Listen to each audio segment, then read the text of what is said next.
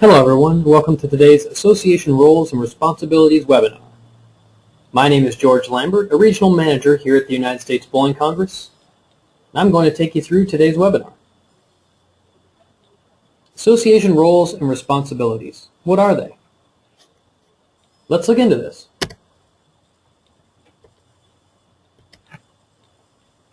Let's start by the definition of a role. A role is a character assigned or assumed.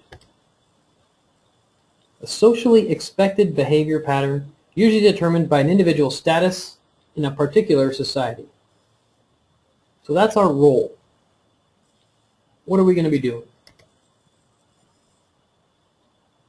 Responsibility. Very simply put, something for which one is obligated to do. So roles and responsibilities, pretty straightforward. Let's relate this to local and state associations. What's the role of an association manager? Now these are two main responsibilities. Obviously there's many more than listed here, but two of the main ones: process memberships and manage tournaments. The third thing there is process awards as well. How about the president? These are two roles, association manager and president. The president's responsibilities, maybe things like verify accounts monthly. It's very important. Association manager sees the accounts and needs someone to verify and double check. President's there to double check these. President will be running all the meetings. And the president's there to also assign committees. So we can get people to run tournaments, we can get people to run Hall of Fames, we can get people to run Welcome to Bowling clinics. All these things the president needs to be aware of so he can assign committees, or she can assign committees. Let's talk about some board responsibilities. What is a board? The management and governance of the association is vested in the board of directors. What does that mean? That means that what the association manager is doing, what the president's doing, what the vice president's doing, what a director's doing, all reflects on the entire board. If the president's doing something that the vice president doesn't agree with, or the president is doing something that he's not supposed to or she's not supposed to be doing, the entire board is responsible for the actions of each member of the board. So just because that person wasn't directly related to the issue does not mean that the whole board is not responsible. Each and every board member is going to be held accountable for the actions of any board member. Your chain is only strong as your weakest link. All right. Responsibilities of the board. Let's assure the processing is completed in a timely manner. That means getting those membership cards in, getting them input into the system. Let's all make sure the tax documents are filed. Without filing your tax documents, you run the risk of being ineligible to be non-exempt tax status with the IRS. Each and every association needs to be 501c3 with the IRS to be a member of the United States Bowling Congress's charter.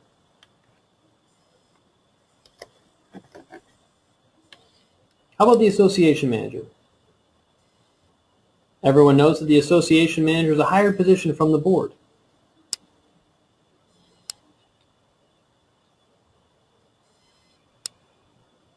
So please make sure that you guys are checking up on the association managers out there and make sure they're doing their job well. If not, it's very easy to rate their performance and find a solution or a substitute for the association manager. Another very important thing for the remainder of the board, to make sure that someone is looking at the accounts, mainly the president, to make sure somebody other than the association manager is verifying the accounts monthly. This is extremely important so that there's being no funds being embezzled by anyone. This way there's no questions asked at the end of the year when they're looking at financials.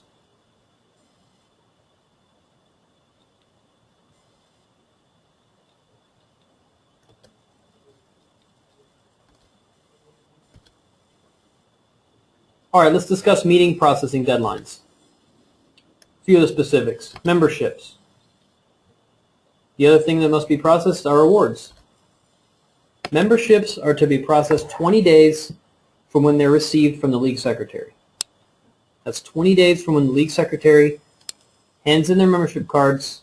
We need to make sure those are being put into the system so that they can get on bowl.com so the bowler can bowl tournaments and see that they're a certified member or a member of the United States Bowling Congress. Now, 20 days they need to be put on the computer, but within 7, we need those finances in the bank. Why is that? Because as soon as they are run through the WinLabs, we remove $10 from each, actually depending on your state, maybe $10 to $11 if the state charges $1.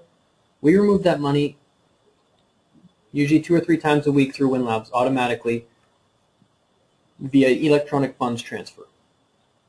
A quick plug, the EFT report tool has its own webinar, and you can get that on the USBC webinars channel on YouTube. So let's make sure those funds are deposited within 7 days. All right, let's talk about awards. Within 7 days from receiving them from the league secretary, we need those inputted into the computer. Now, this may be something the association manager needs some help with. Depending on your league secretary style, some people like to procrastinate and leave a lot of those to the end of the season, which might wear a burden on the association manager where they could spend hours putting those membership awards in, and they might need some help. So please check with your association manager if they need some help putting those awards into the system. The last component to processing are final averages.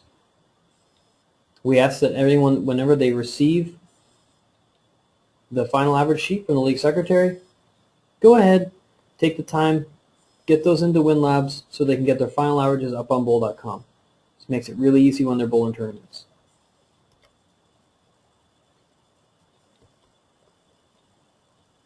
Tax documents. Uncle Sam. Although we are all 501c3 non-exempt tax status, we still need to file some important documents with the IRS. Depending on the income of your association, there's a few different ones. The 990E postcard,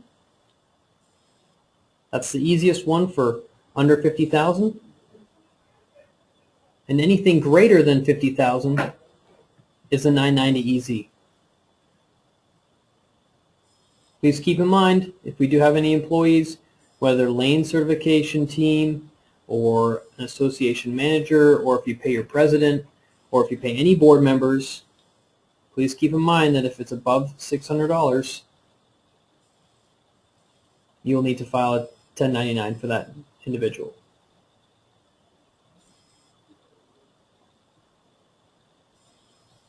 Also, any wages paid to an employee, similar to as the association manager, you'll need to file a W-2. These are the 3 areas that we deal with from Uncle Sam's department or the tax department. Very important to file the postcard. If you lose your charter with the IRS or you lose your 501c3 status with the IRS, you cannot receive a charter with USBC. This is a massive problem. We need to make sure that we're filing these documents yearly. It's once a year.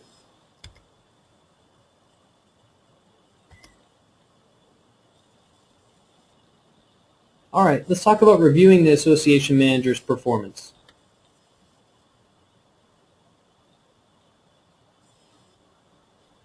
Obviously, the association manager reports to the local board and also is accountable to USBC headquarters.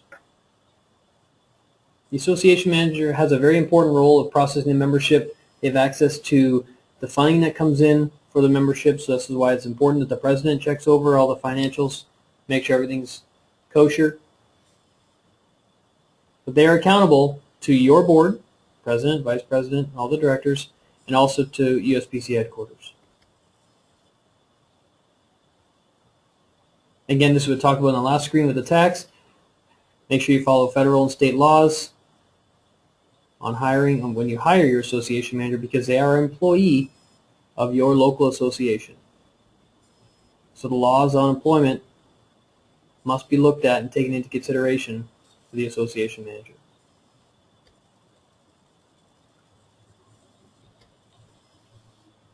Annual meetings. Why do we have them? An opportunity to get everyone together. Maybe it's a local association general membership meeting. Maybe it's just a board meeting. But we definitely need to have at least one general membership meeting per year. A few other rules that go along with having a meeting is making sure we have written notices out 15 days prior to the meeting. Whether it be making sure we get those out to the board, to league secretaries, post them at the bowling center. Let's make sure everyone is aware of this general membership meeting so we can get the most attendance and we get everyone's feelings and everyone's opinions on the direction of the local association.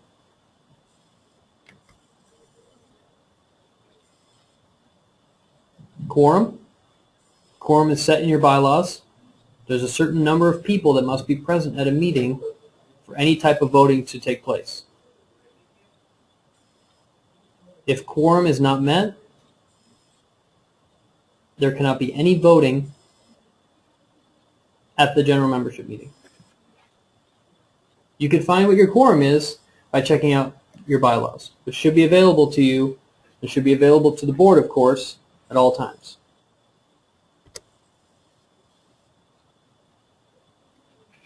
Let's remember that annual meetings are taking time out of everyone's day, including the board members, including the president, including the vice president, including the association manager. So try and make these as fun and entertaining as possible. Take some breaks in there. Throw some humor in there. Try your best to make it so that people want to come back. Maybe it's a matter of throwing a little bit of money towards having some sort of snacks and providing some beverages, some soda, some water, some of these things. Talk to your local proprietor. See if they want to have it at their center. Anything you could do to make it a little bit more entertaining.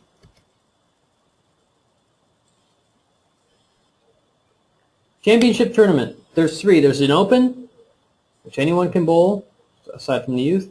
There's a women's, for women's only, and there's also the youth. These three tournaments must be held yearly from each local association, including state associations. How are we going to promote these? We're going to walk around. We're going to promote them in the bowling centers. We're going to let the proprietors know. We're going to create posters. We're going to create handouts. We're going to ask for proprietors' help in advertising these tournaments. We're going to create Facebook pages. We're going to have websites. We're going to send out text messages. We're going to tweet people. WinLabs has the capability of pulling email lists for the members of your association. These are just a few of the ways to promote your tournament. How many times do you go down the street and you see a sign plugged in the ground saying, Youth Soccer Camp, this time? Why can't we do that for a youth bowling tournament, or adult bowling tournament, or women's bowling tournament? Let's advertise these things. Let's work towards making our championship tournaments a success.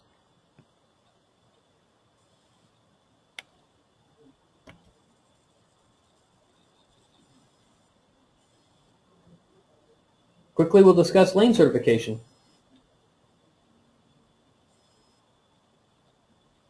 You can inspect lanes starting April 1st. I would advise checking these lanes as early as possible. One main reason, this way the proprietor is not allowed to, but has the ability to make some changes prior to league starting up. Let's face it here. We're doing this as a favor to the bowling center. Whether we charge a few bucks a lane or not, we're letting them know that their center complies. Their center is not shifting. Their lanes are the same. Too many times we hear about how a lane certification let the proprietor know that they had a massive water leak underneath the lanes, and it was rotting the wood out. Now, if that was let go too long, all of a sudden the lanes would collapse, possibly causing an injury or causing them to lose the lane entirely. So it's not just for the sanction of play, but it also helps the proprietor know what's going on with his lanes. Are they accurate? Are the spots on? It makes it fun and fair for everyone. There's not too many other sports out there that go around and certify all the playing surfaces. Bowling's one of them. So anytime after May 1st, you can submit your certification online. Makes it a little bit easier. Go to bowl.com, you submit that. All lane certifications must be done by August 31st.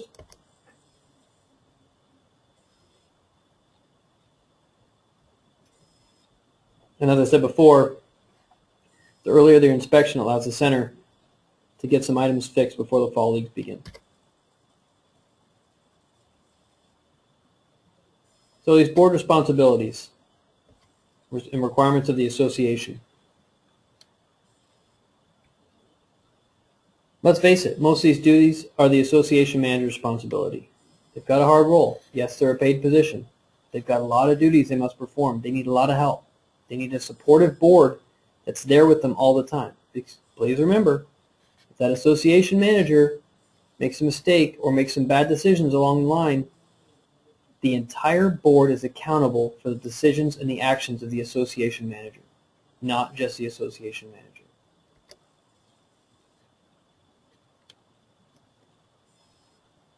Take some time. Maybe it's a checklist. Maybe it's a monthly checkup on what your association manager is doing, making sure that they've got the lane certifications on schedule, making sure they have a lane certification team maybe. These are things that you need to be checking along the way from your association managers doing their job.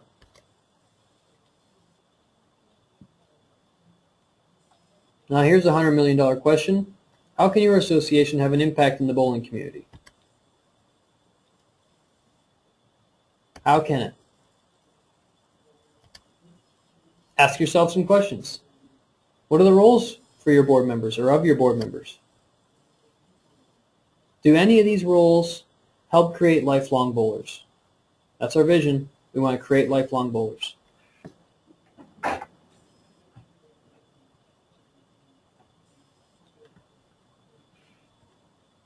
What's our mission? To provide benefits, resources, and programs that enhance the bowling experience. But our vision is to create lifelong bowlers. That's what we're all trying to do here. We need to get the board members out there. We need them out there. We need them in the face of the bowlers. We need them meeting with the proprietors. We need them creating relationships with the proprietors. Bowlers can't bowl on the grass at home. We need a bowling center. To have a bowling center, you have to have a proprietor. We need that relationship to be as good as it can be to make things run smoothly over the course of the year. Let's face it, the reason I have this job is because I'm passionate about bowling. I've grown up through bowling, started when I was 3. I bowled in youth leagues, I bowled in adult leagues, I bowled in collegiate competition. I've been an adult member, I've been a collegiate member, I've been a PBA member, I've been a sport member, I've been a youth member. I've been a member of almost every area that USBC allows me to be a member of. We're passionate. We love this game. That's why we're here. That's why we're doing it. Now, board members are passionate. But is their direction always online? Maybe not. Maybe it is sometimes. Maybe it's not. We need to share that direction. We need the direction to be single sole direction that the local association is following. Let's provide that to the board members. Let's provide that. Let's create that as a board and create lifelong bowlers. How can we do that? Let's give out some responsibilities. Accountability. I've said that numerous times throughout this presentation, but it's all about accountability. Let's hold people to their actions.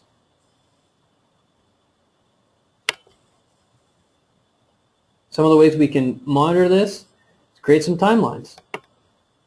That we can check in with your timeline along the course of the year to make sure things are getting done when they're supposed to get done. Let's set our SMART goals. SMART standing for specific, measurable, attainable, relevant, and timely. Just a small little short version of specific, measurable, attainable, relevant, and timely. Just an easy way to check over, make sure your goals are set in the right direction. Without these timelines and goals, it's really hard to see where we're at. It's really hard to measure where we're at and how we're doing.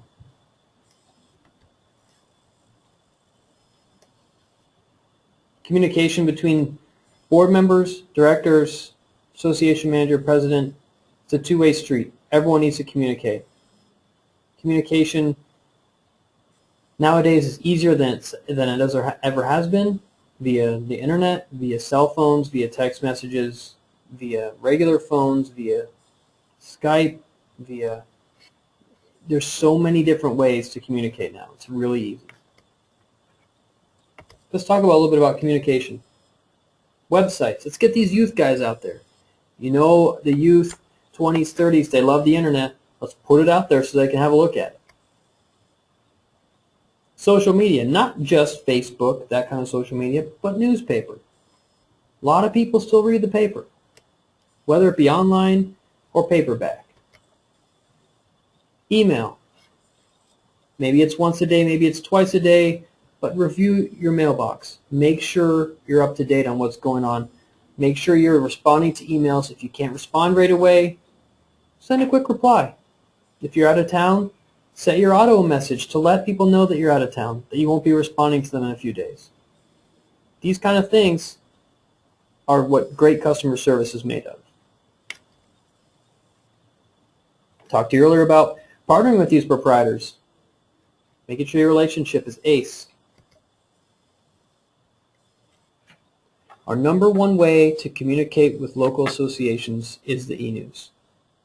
This document is created solely to help this building, this USBC headquarters, communicate with every local association across the country.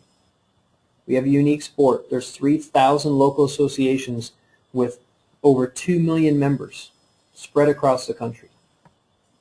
We got the most in a participation sport. Over 70 million people bowl yearly. Let's get some more of those to be committed. So how are we going to do that? We're going to communicate news with every local and every state association. We're going to do that via the e-news. An easy way to keep up to date the things that are cracking around this building. Tell you how the e-news is formatted. An email goes out Monday or Tuesday of the week, asking, hey, what's the hot topics around campus? We provide those to Mr. Mike Donahue, at which point in time he compiled all those messages to make sure everyone is aware of what's going on. That's how the e-news is. The e-news is the beat from this building. Everything that goes on here is shared with all the local and state associations via the e-news. Bowler outreach. Let's get out there with our members. I know most of us bowl, so we're bowling league with those folks, but let's go in on a non-league night. Let's create different programs for our bowlers. Maybe it's a local association member reward program. Maybe it's calendars, maybe it's a deck of cards, maybe it's a flashlight. Take a poll, see what your members want. Let's promote bowling through our communication channels, such as Facebook, such as email, text, bowling center posters, flyers, community activities. Get out there to the local fair. Bring them out to the local proprietor. Let's visit these uncertified leagues. Find out who they are. Let's make an appearance. Let's tell them about the great advantages they're missing out on from not being a USBC member. Just like I said, find out when their meeting is at the beginning of the season. Ask for a few minutes. Talk to them about the benefits of being USBC certified or a member of USBC. This is our chance. We get one chance to convince them that this is something they want to be a part of. We want to create lifelong bowlers. All right, what do we need to do? Of course, create lifelong bowlers. And how are we going to do it? We're going to try and retain some of those 300,000 bowlers that come in and bowl.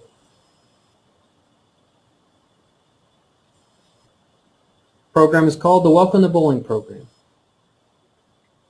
Over the course of the last 5 years, 52% of first-year members do not return for a second year. 52%. I can tell you that last year was a little bit more than that. I believe it was 63%. 37% did not come back. Let's turn those numbers around. How are we going to do that? That's the Welcome to Bowling program. We get about 300,000 new members a year. We need to keep some more of those. 50% is not enough. We need to keep 75% of them. What's the program all about? Well, we're going to give everyone a bowling ball.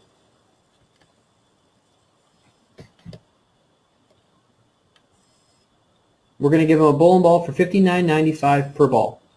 That's going to be a reactive resin entry-level bowling ball, not a plastic ball, a bowling ball they can grow into, a bowling ball that they can hook, a bowling ball that they can make do things that the league bowlers can do. Alongside that ball, with the Welcome to Bowling program, is a coaching session. This coming season, the coaching session will be completely free. Be a 30-minute lesson for free, just for signing up to be a USBC member. As a first-year bowler, you'll have this benefit. The third component of the program is some online videos. Let's face it, some of these bowlers really don't know what they're doing. They're brand new bowlers. We need to help them. We need to help them with how to pick up the ball. We need to help them with how to do a four-step approach. These are just some of the things that we need to teach them before they even get in on the lanes. How can your association help with the Welcome to Bowling program? Second phase of the Welcome to Bowling program is the Welcome to Bowling coaching clinics. This is where we're asking for the association's help to create some coaching clinics to get some of these new bowlers out, to get them a little bit better so they come back and see us. How are you going to do it? First of all, you're going to create a bowling clinic committee. This way you got a few folks that are in charge with one chair, and they can do most of the communication between the committee and the board. We're here to help. We've got numerous documents set up. All you need to do is communicate with myself or anyone else here, a regional manager, whether it be David Prang, Robin Marshall, Jim Zabahazy,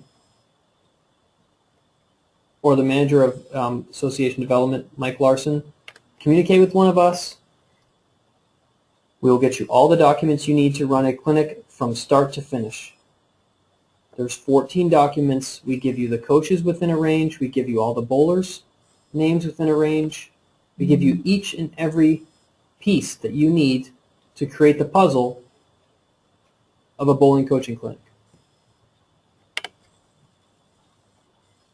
So again, we're looking for 3 or 4 people. An essential part of the Welcome to Bowling Clinic is your relationship with the proprietor or the proprietors. We need these folks to be on board. We need them to understand that we have a problem retaining our members. One of the things we can change with the retention problem is getting them a little bit better. How are we going to do that? We're going to do it with the Welcome to Bowling Coaching Clinic.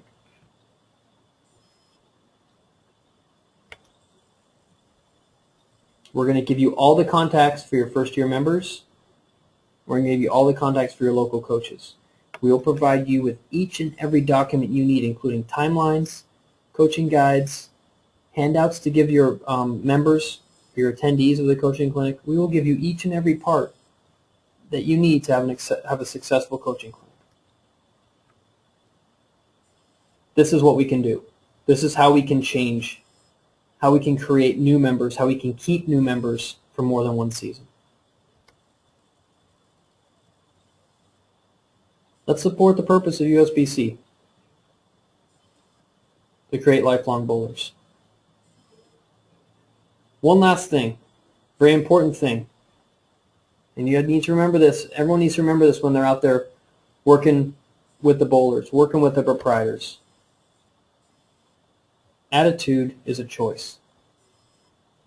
We can choose to be miserable, and we can choose to be excited. We can choose to be proactive. We can choose to be positive about the sport we all love. So let's remember that attitude is a choice. That concludes today's webinar. If there's any other questions that I can answer, please do not hesitate. Call me here at the office, 1-800-514-2695. My direct extension is 8253. Or you can get me on my cell phone as well, 630-418-5891. Call me anytime. We've got the documents waiting. If you feel your association's ready to step up, ready to make a difference in this retention rate, please contact me. My email address is on the screen as well, george.lambert@bowl.com. I can assure you folks, we know you have a lot to do out in the field. We know you're our boots on the ground. We appreciate you until the cows come home. We know how much you have to do. We know how important you are to USBC. So we appreciate you. From everyone here at USBC, thank you for what you do. I hope this was helpful. Please stay tuned. We're going to be posting more webinars online. This allows everyone the opportunity to view a webinar on their own time and schedule. So again, I thank you for your attention. Please reach out to me if I can help. Thanks again, and have a great day.